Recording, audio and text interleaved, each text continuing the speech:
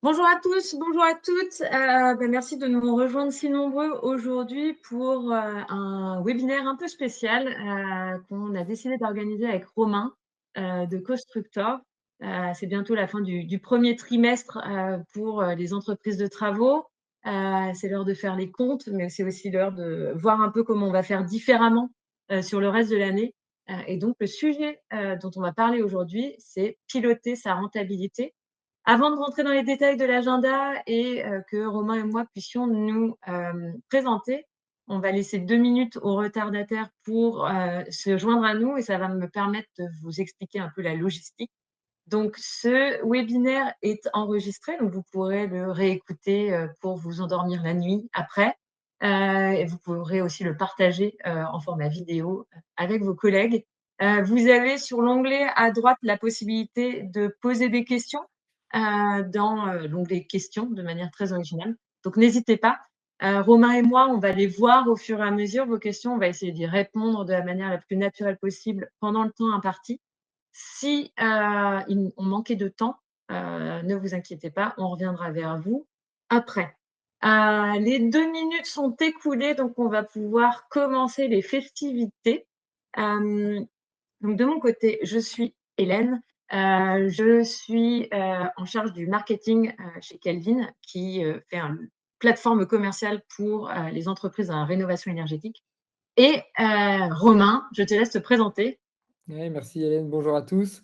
Moi je suis Romain de Constructor. On a un logiciel de gestion commerciale pour les entreprises du BTP, 100% BTP, donc devis, facture, planning et pilotage de rentabilité. On va s'en parler plus en détail tout à l'heure.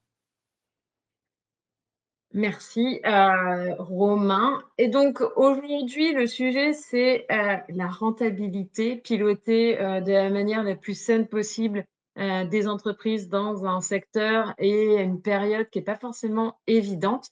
Ce qu'on va du coup un peu couvrir pendant, les 30 minutes qu'on est ensemble, c'est les écueils principaux, nous, que, on identifie en fait, pour, les entreprises de travaux en 2026. Et autant que possible, essayer de proposer quelques-unes des solutions qu'on voit. Et évidemment, ça nous permettra, de parler, de nos produits respectifs et de ce qu'on fait, pour, les entreprises et les acteurs du BTP, que ce soit chez Kelvin et chez Constructor. Donc je m'y mets directement. Heu, Qu'est-ce qui au final fait aujourd'hui que, la renta piloter sa rentabilité, c'est compliqué? C'est souvent une combinaison de facteurs, qui, vient du fait que, c'est le nerf de la guerre et donc c'est là où c'est le plus difficile.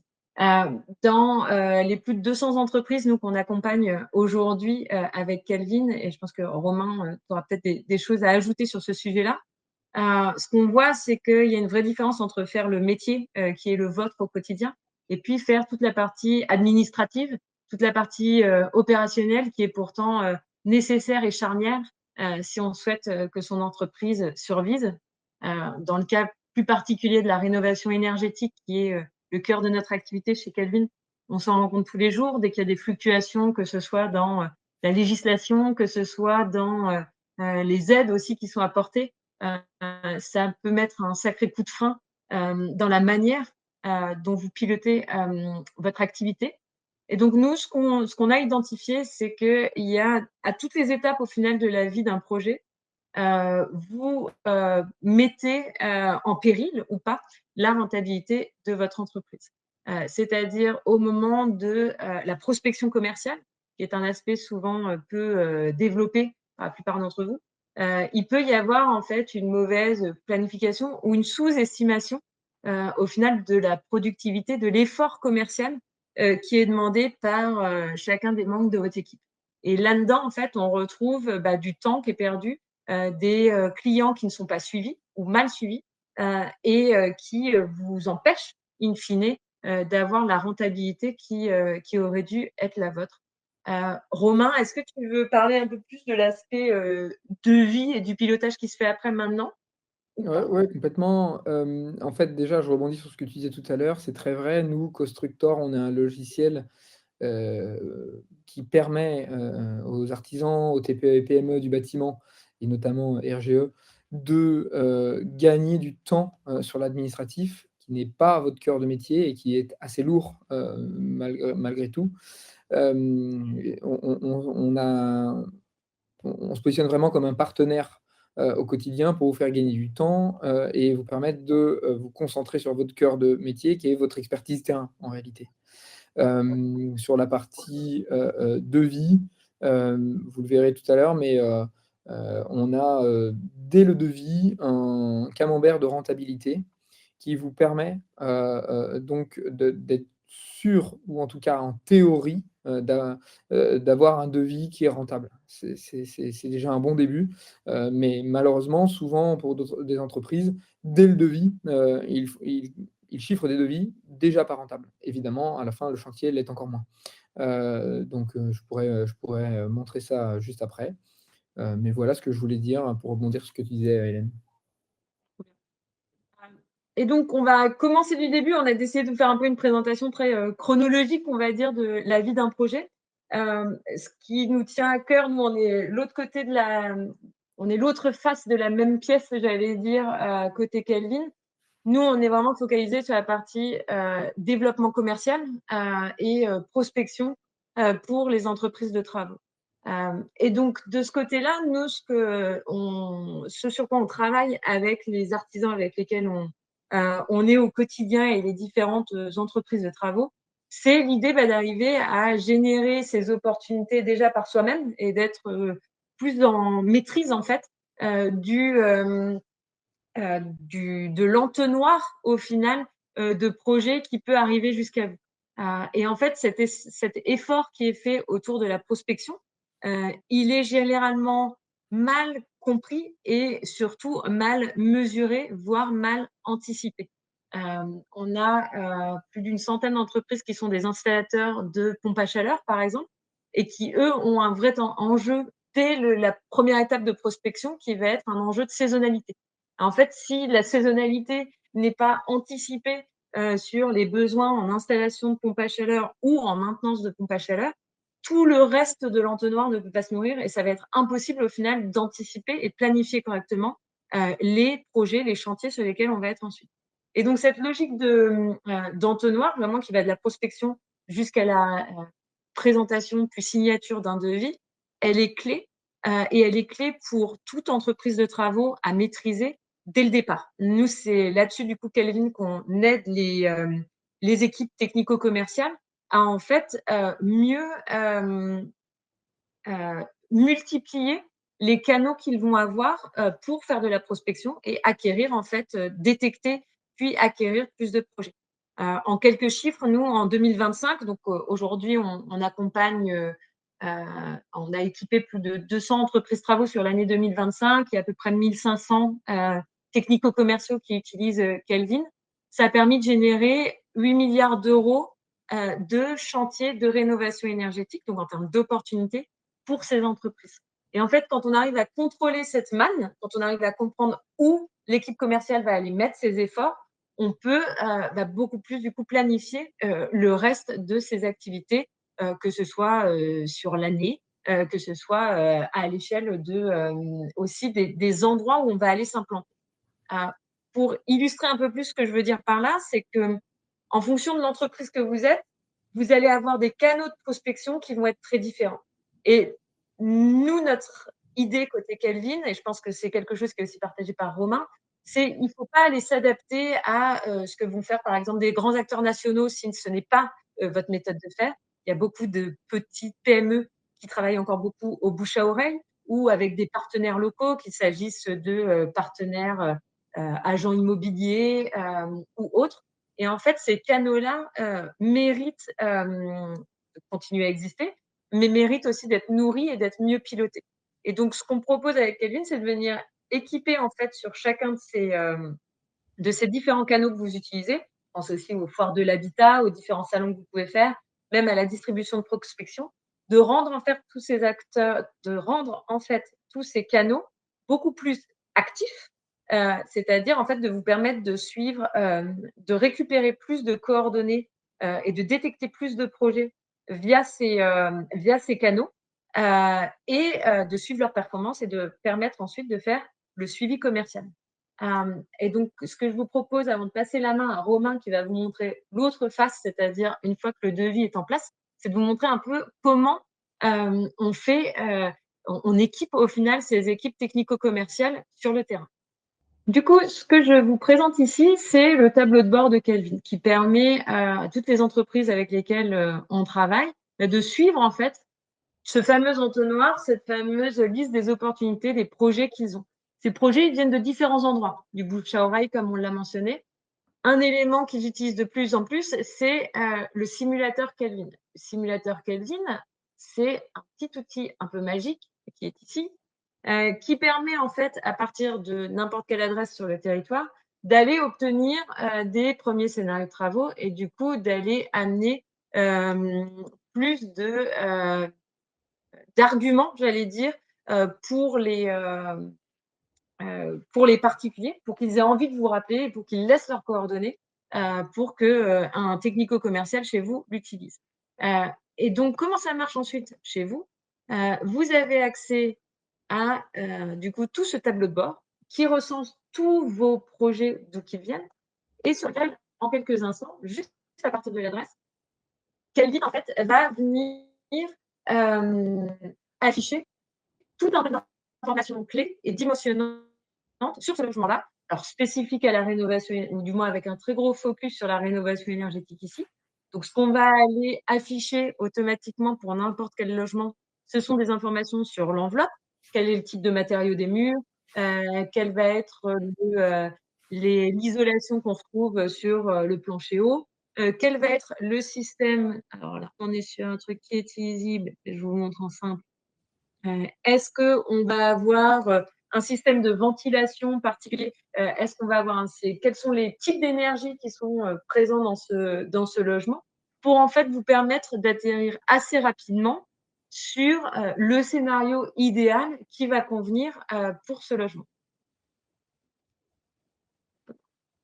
Et vous avez même accès à une modélisation 3D du logement qui va vous permettre de visualiser le logement, de comprendre aussi son accessibilité et qui va vous permettre de venir ensuite travailler, par exemple, sur des sujets d'isolation, un projet par an.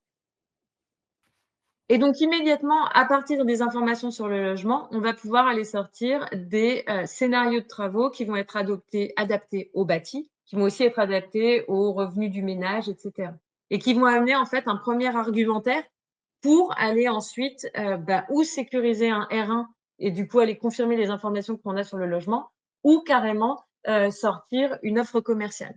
Les informations qui sont clés quand on est dans la rénovation énergétique, c'est bien évidemment les postes de travaux qui vont être touchés, mais ça va aussi être tout le retour sur investissement qu'on va pouvoir avoir sur ce projet en termes d'économie d'énergie, en termes de revalorisation du logement, et puis toute la partie ventilation, j'allais dire, ou financement de ce projet, avec les aides qui peuvent être mises en place, un éco-PTZ par exemple, les crédits à la conso également, et pour savoir en fait le reste à charge qui va effectivement être celui du particulier. Et donc toutes ces informations, Kelvin les affiche automatiquement, vous permet de jouer avec en fait pour en fait gagner en argumentaire de vente et pour vous permettre d'atterrir plus vite sur des offres commerciales qu'un particulier va signer. Et donc là, je vous ai montré une version évidemment très brève, mais c'est une des manières aujourd'hui dont les équipes technico-commerciales utilisent Kelvin pour en fait les aider à faire leur suivi commercial et à avoir les bons argumentaires de vente vis-à-vis de leurs prospects. Et comme je le disais, Romain et moi, aujourd'hui, on représente deux entreprises qui sont vraiment les deux faces d'une même pièce. Et donc, vient ensuite la partie vraiment chiffrage et devis et le reste du pilotage de la rentabilité. Et donc, Romain, je te laisse la place. Oui, merci Hélène. Effectivement, on ne le fait pas par hasard, ce webinaire ensemble, Kelvin et Constructor. Kelvin vous permet de remplir plus intelligemment, je dirais, et votre pipe commercial et de faire plus intelligemment votre prospection.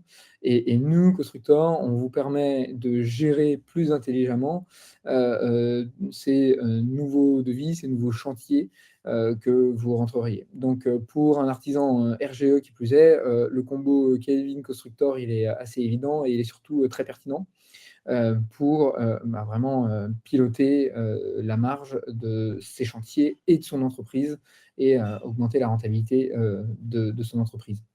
Après tout ce qu'on s'est dit sur la partie pipe commerciale, opportunité commerciale, l'idée là maintenant, c'est de vous montrer comment est-ce qu'on gère au quotidien et comment est-ce qu'on pilote des chantiers rentables. Et donc en fait, un chantier rentable, c'est un chiffrage précis et un chiffrage déjà rentable. Et pour chiffrer un chantier au juste prix, il faut commencer par les bases. Alors, je sais peut-être que ce que je vais dire va paraître du b.a.-ba, mais malheureusement, dans beaucoup d'entreprises, c'est soit pas suivi, soit on pense qu'on le fait et en réalité, on le fait mal. Donc, il faut commencer par connaître ses marges. Quelle marge j'ai sur ma main-d'œuvre, quelle marge j'ai sur mes fournitures, quelle marge j'ai sur mon matériel, ma sous-traitance. Et est-ce que ces marges sont cohérentes avec mes frais et est-ce que j'ambitionne comme rentabilité d'entreprise. Et donc, pour connaître ses marges, en tout cas pour définir ses marges, il faut connaître ses coûts. On planifie ses marges en fonction de ses coûts. Et donc, ses coûts, ses prix d'achat, mais aussi ses charges fixes. Et ça, c'est les grandes oubliées de la rentabilité d'un chantier ou d'une entreprise, ce sont les charges fixes. Votre abonnement téléphonique, votre loyer, l'essence, la bouteille de gaz qui en fait est un consommable qui va être utilisé sur plein de chantiers, bah, tout ça, ce sont les charges fixes. Et il faut les prendre en compte parce qu'à la fin de l'année, c'est ça qui érode la rentabilité du chantier et donc de l'entreprise. Et ce qui est intéressant, c'est ce que j'ai dit juste avant, c'est de pouvoir mesurer cette rentabilité dès le chiffrage, de ne pas chiffrer à vue. Et donc, je vous montrerai dans la démo, mais on a directement dans Constructor, quand j'irai sur le logiciel, vous pourrez le voir, un petit camembert de rentabilité à la fin d'un devis, ce qui vous permet d'être sûr que le devis que vous êtes en train de construire là respecte déjà bien vos standards, théoriquement et rentable. Après, on verra dans la pratique ce que ça donne. Et d'ailleurs, c'est ce dont je voudrais vous parler dans la suite, c'est en pratique comment on fait pour piloter son activité. On a bien chiffré, on en est quasi sûr parce qu'on a ces bonnes marges et ces bons prix d'achat et ces bons coûts, ces bonnes charges. Maintenant, comment est-ce qu'on pilote pour garder cette rentabilité théorique? Alors déjà, il faut mesurer. On n'améliore que ce qu'on mesure et on est sûr uniquement des choses que l'on mesure. Donc, pour mesurer, il faut pouvoir rentrer ses coûts d'achat dans le logiciel, ses factures d'achat. C'est important de faire le point de tous les achats et de suivre tous ces achats avec les factures d'achat et de les ventiler par chantier, si possible, encore mieux, pour vraiment avoir une vue fine du coût et des frais associés à chaque chantier. Ensuite, il faut bien suivre son planning et ses équipes et pointer les heures. Pointer les heures, c'est ce qui va permettre justement de définir si, en termes de main-d'œuvre, on accède à une rentabilité de chaque chantier ou est-ce qu'on la dégrade. Et donc là, une fois qu'on a mesuré, on récupère ces infos-là et on compare le réel, ce qu'on a vraiment fait à la fin du chantier ou au cours du chantier, avec ce qui était prévu. Et donc là, la petite photo, c'est un extrait du logiciel que je vous montrerai par la suite. Mais en fait, on a le réel, le prévu, pardon, c'est-à-dire la somme des devis pour un chantier donné, et le réel, c'est-à-dire la somme des heures, du temps dépensé sur le chantier et des achats faits pour ce chantier, des dépenses faites pour ce chantier. Et les deux sont forcément peuvent différer. Maintenant, la question, c'est de savoir est-ce que le réel est vraiment en dessous de ce qu'on avait prévu ou est-ce qu'on s'en rapproche et le but, c'est de piloter à vue justement de plus piloter à vue, de piloter avec des vraies data, de la vraie donnée automatisée qui est fiable. Et une fois qu'on a ces informations-là, on en tire des enseignements. On ne reste pas avec son chantier qui est en déficit. Soit on essaye de rattraper au dernier moment le chantier, soit pour les futurs chantiers similaires, on se dit, bon, on a à chaque fois ce genre de chantier, on chiffre 4 heures, mais en fait on y passe 8, on arrête de chiffrer 4 heures et maintenant on chiffre 8.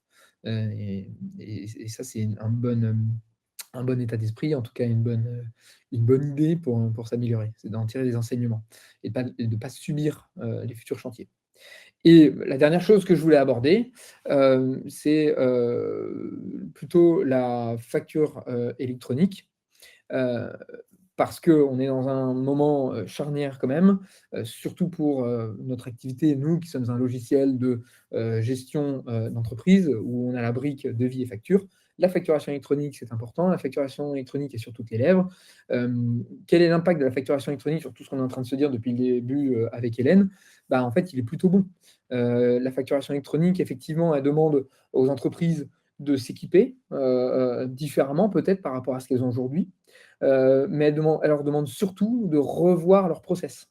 C'est avant tout une réforme de process plus qu'une réforme de logiciel.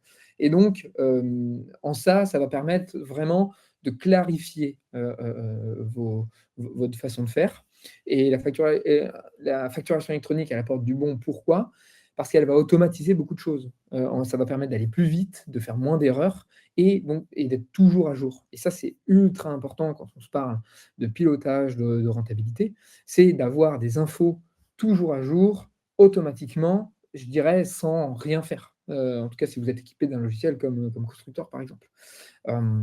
Voilà. Puis, il y a un petit calendrier de déploiement que vous pouvez voir là. Alors, il faut savoir qu'aujourd'hui, vous êtes tous ici concernés, 100%. Pourquoi?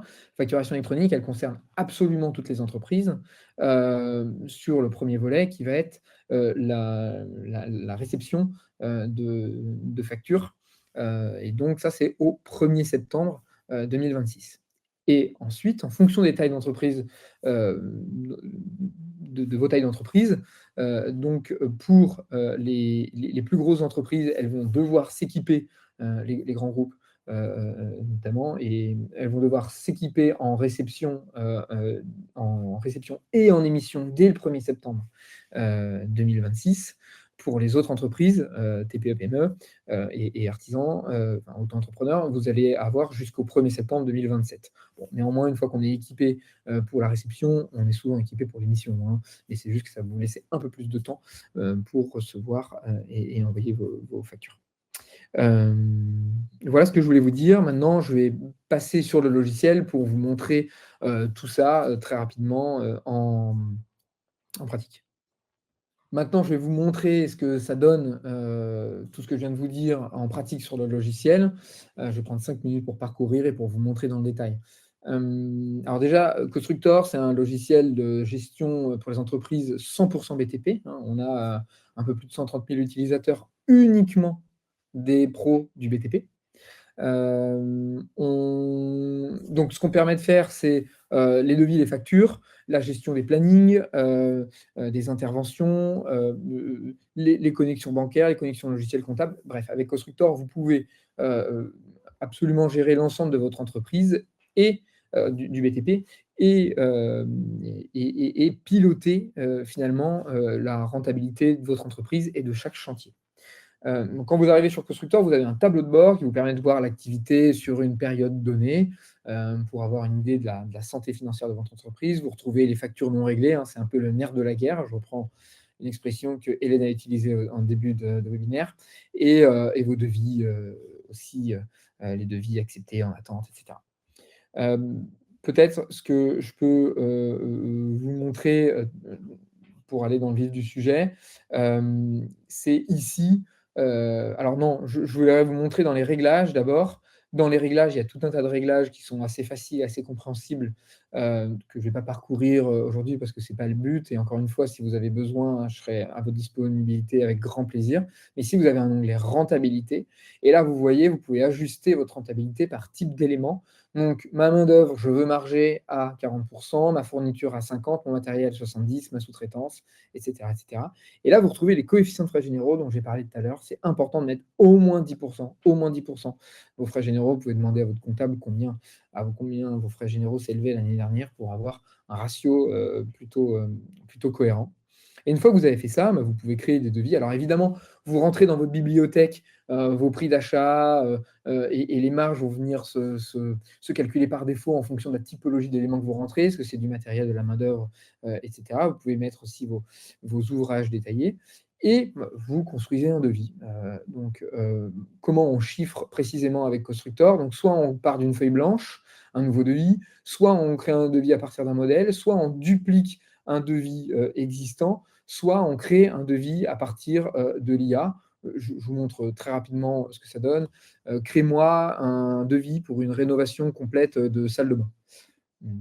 Alors, c'est vrai que j'aurais pu partir sur quelque chose de peut-être un peu plus RGE qu'une salle de bain. Bon, en fait, l'idée, c'est de ne pas y passer trop de temps et de vous montrer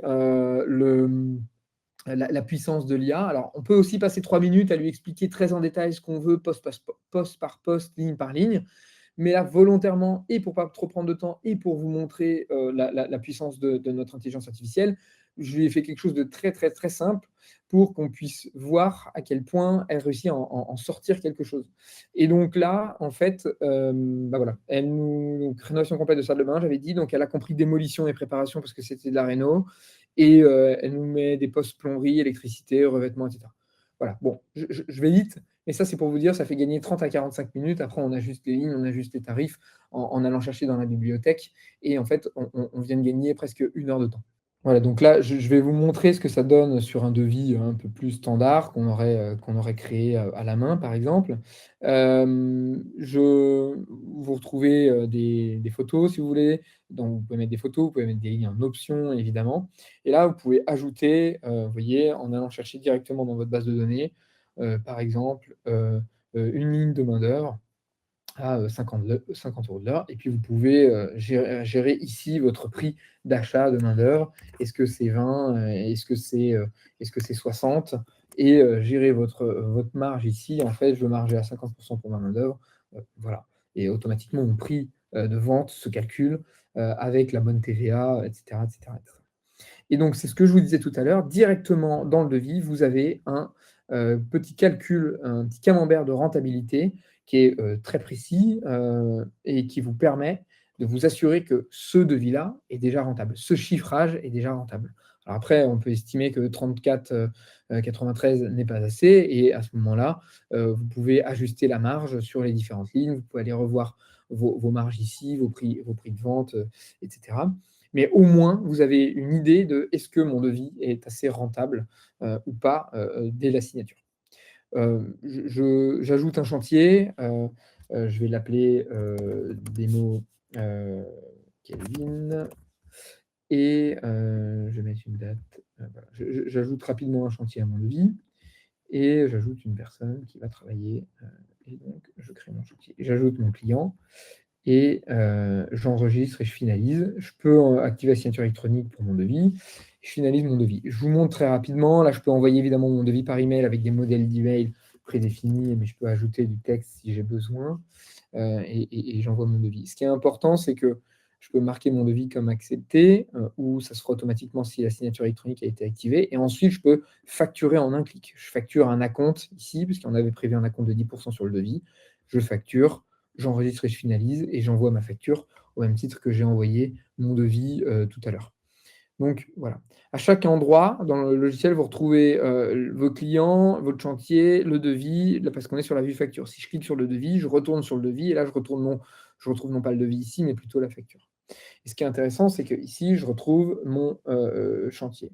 Je clique sur mon chantier, je suis transporté sur le tableau de bord du chantier, et c'est ici que je vais vous montrer la rentabilité du chantier, puisqu'on retrouve tous les devis liés à ce chantier, on retrouve toutes les factures qui ont été faites pour ce chantier, donc là, la facture d'acompte qu'on a envoyée. Je peux ajouter mes factures d'achat, je vais le faire juste après. Je retrouve les interventions que j'ai faites sur ce chantier et ma rentabilité. Alors pour le moment, on n'a qu'une rentabilité prévue, qui est la somme de mes devis. Et la rentabilité réelle, c'est pas mise à jour parce qu'on n'a encore rien renseigné en tant que facture d'achat ou temps passé sur le chantier. Je vais ajouter une facture, je vais en prendre une, la première qui me vient, vous m'en voudrez pas, elle va pas être très cohérente. Heu, voilà, donc on a une IA, qui lit automatiquement les factures. Là, je vais renseigner quand même, peu importe. Hem Et voilà, donc j'ai mis une facture et je vois que ma rentabilité se met à jour du coup. Elle se met à jour parce que, je viens de renseigner, mes achats. J'ai encore pas de temps, prévu, donc en fait, ici, je peux vous montrer toute la partie planning et gestion. Je peux créer mon planning en partant de 0 ou je peux tout simplement transformer mon devis, ici, en planning de chantier et donc je retrouve toutes les lignes qui concernent de la main-d'œuvre, je les sélectionne toutes, je dis que ça va démarrer, le 26, enfin je mets bien mes dates et voilà. Je peux aussi dire, ici, qui va travailler sur tel chantier et en un clic, vous voyez ici, j'ai été retransporté sur la vue planning du chantier. Ça m'a construit mon devis. Alors là, j'avais un devis qui avait 2 lignes. J'aurais pu le faire à la main, mais un devis qui fait 40 lignes, c'est bien pratique. Ça permet surtout d'éviter d'oublier aucune ligne, parce une ligne oubliée, sur un planning, c'est un chantier en retard. Un chantier en retard, c'est un chantier pas rentable. Donc ici, j'ai mon planning de chantier.